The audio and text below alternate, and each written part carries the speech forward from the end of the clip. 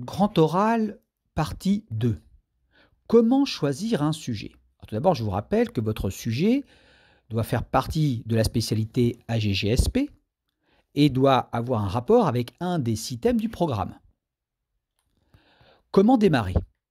Alors, je vous conseille de consulter votre manuel, de lire des articles, de noter des mots-clés, des idées qui vous intéressent et parallèlement de faire des recherches documentaires au CDI.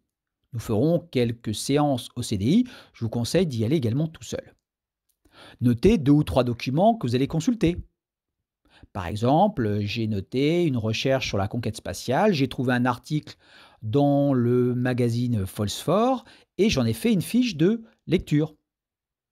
Parce qu'effectivement, le conseil que je vous demande, c'est de lire de nombreux articles de presse et d'en faire systématiquement une fiche de lecture. Alors ça peut être des articles de presse spécialisés, généralistes, ça peut être des sites sur internet dont vous notez l'adresse en faisant attention à la fiabilité des sites en ligne. Bref, très important de connaître vos sources, ça serait intéressant de les utiliser lors de votre oral ou d'être capable de le dire au jury. Faites le point régulièrement, fixez-vous un calendrier, allez régulièrement au CDI. Posez-vous la question, quelle est l'idée qui vous intéresse le plus? Quelle information avez-vous sur cette idée? Avez-vous formulé une question qui soulève un problème, un paradoxe? Et n'hésitez pas à reprendre votre recherche, soyez patient, progressivement, au bout de quelques semaines, une idée va se dégager. Ensuite, vous passez à l'étape suivante, c'est-à-dire organiser la réponse au sujet choisi.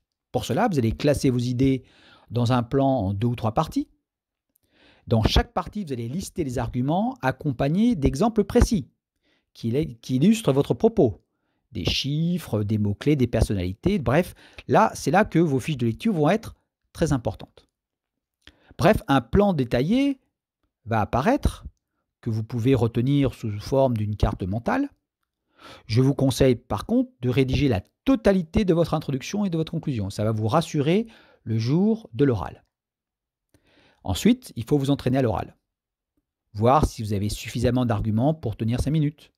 Et si vous avez respecté la grille d'évaluation dont nous en parlerons dans une séance en classe.